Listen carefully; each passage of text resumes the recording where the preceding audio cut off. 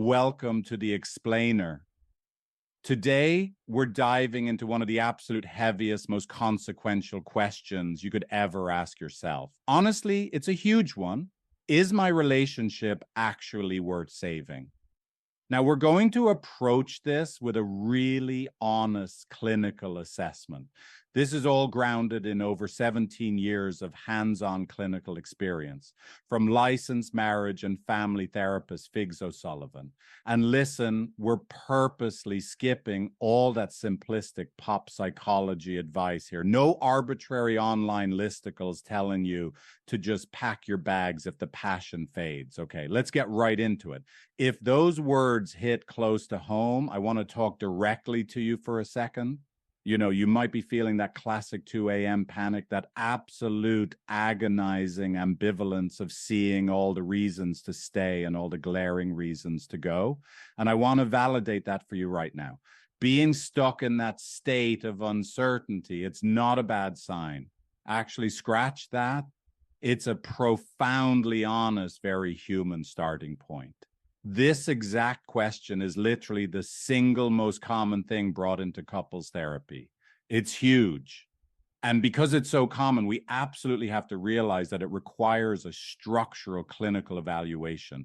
This shouldn't be some rushed, chaotic decision you make in the heat of a terrible argument or lost in the fog of deep disconnection. We really need a clear framework for this. Now, here is a crucial paradigm shift. There is a massive, and I mean massive, clinical difference between a relationship that feels dead and one that is actually dead.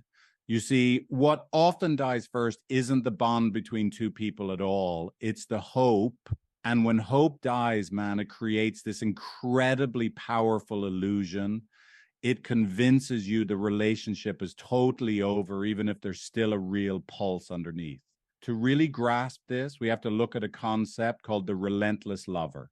Get this, data from over 40,000 relationship assessments shows us something pretty fascinating. A partner who looks completely checked out across the dinner table, well, a lot of the time, they're just an exhausted, relentless lover. They haven't stopped caring.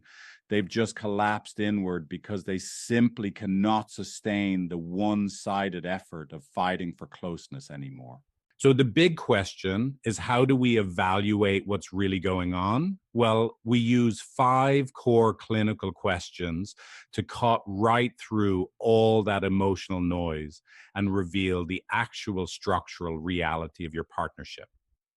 Our very first clinical question is this: is there still a system, or has it been replaced by a story? Let me break that down a bit. Every single relationship is a structural system of co-created dynamics and triggering patterns. It's like a complex dance.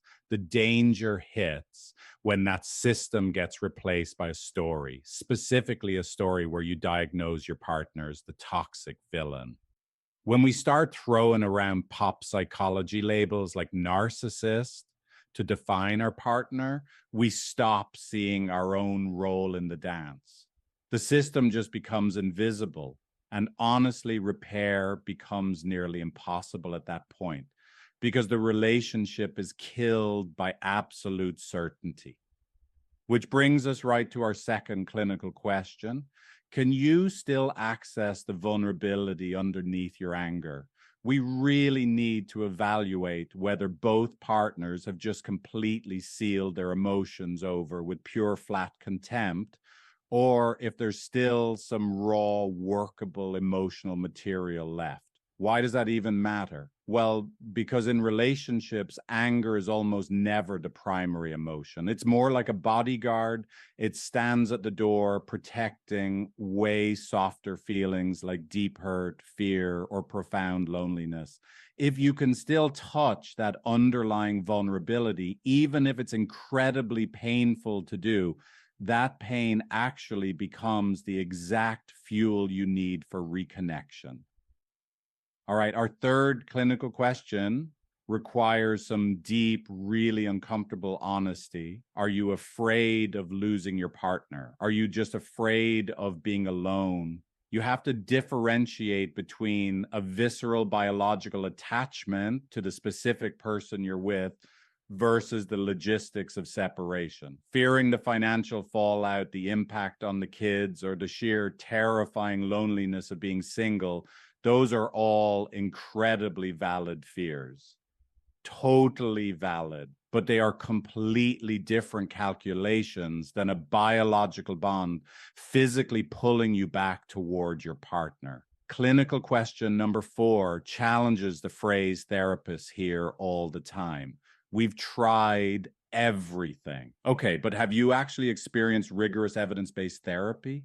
Or have you just read a bunch of articles online, talked in circles until 3 a.m., and endured the pain? The gap between what most people try on their own and what's actually clinically available is just huge. To put that into perspective, emotionally focused therapy, or EFT, has a remarkable 86% success rate. And even better, 75% of those couples maintain those gains for years. Why does it work so well?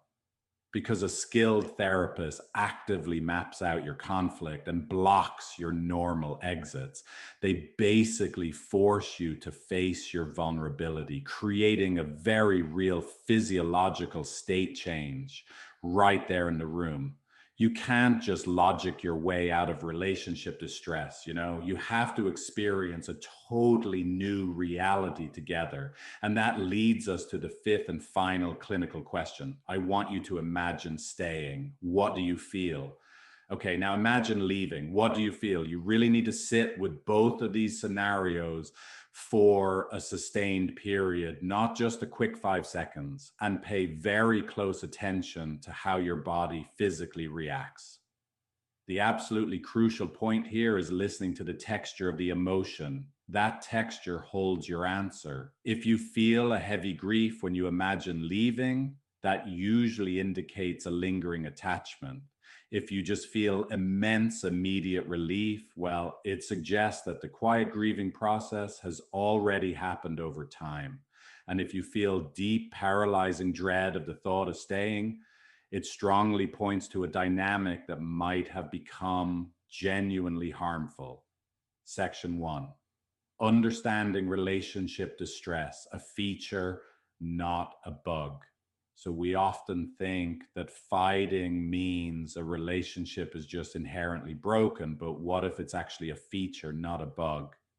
Intense fighting is really just your nervous system screaming that you need this person and you're terrified because you can't reach them. Think of it like a fire alarm going off in a building that is still standing.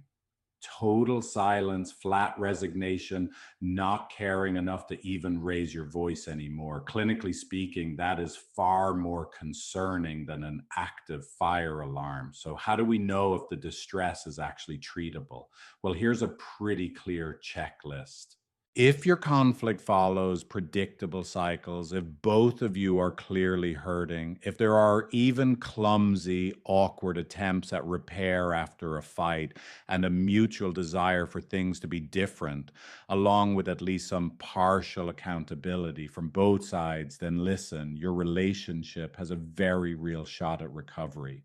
But here's a seriously shocking piece of data. The average couple waits 6 whole years from the onset of serious problems before they finally go get help. 6 years.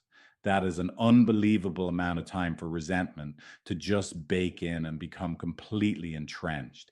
It erodes trust and makes recovery so much harder. If you're struggling, please do not wait 6 years to take this seriously.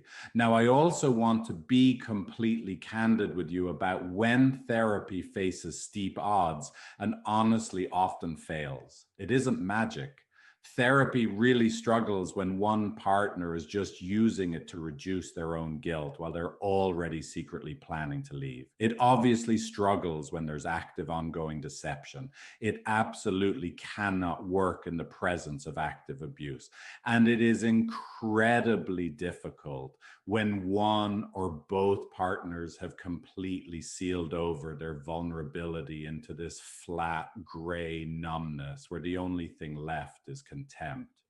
If you aren't in one of those danger zones, but you're just stuck in that agonizing, messy middle of ambivalence, you've got to move through it responsibly. First, set a clear 6-month time frame for focused, genuine weekly therapy. Second, you have to hit pause on the internal prosecution of your partner. Stop running that mental confirmation bias machine that's just gathering evidence for why you should leave. And third, bravely tell your partner exactly where you are. They deserve the whole truth so they can decide to fight for the relationship with full information. All of this builds into a really clear framework for making a decision. On one hand, you have a bond that's likely worth fighting for. You still see them as a full, complex human being. There's still a painful attachment there. You can occasionally tap into some vulnerability, and you're asking all these questions from a place of genuine uncertainty. On the flip side, it might be time to consider letting go if you've done sustained therapy and the needle just hasn't moved. If your partner point blank refuses to do the work, if everything is hardened into a flat gray nothingness, or if you've already grieved the loss and you're just staying out of pure terrified obligation. As we wrap up this explainer, I want to leave you with the ultimate psychological twist. When someone walks into a therapist's office and asks, "Is my relationship worth saving?" there's almost always a much deeper question they're actually asking themselves. And that question is, am I worth fighting for? Are my needs legitimate? Is my pain valid? And let me tell you, the answer is a resounding yes. Your needs are completely legitimate. Your pain is valid. And whatever decision you ultimately make, whether that's to stay and fight or to leave and start over, it has to come from a place of immense self-worth and humility, not self-abandonment. You are absolutely worth the uncomfortable process of finding out the truth. So my final question to you is this: are you willing to sit in the intense discomfort of not knowing just long enough to make a decision you can truly live with? If you want to work on this for real, try Figlet, my AI relationship coaching app. You can start for free, no credit card needed, at figlet.empathy.com.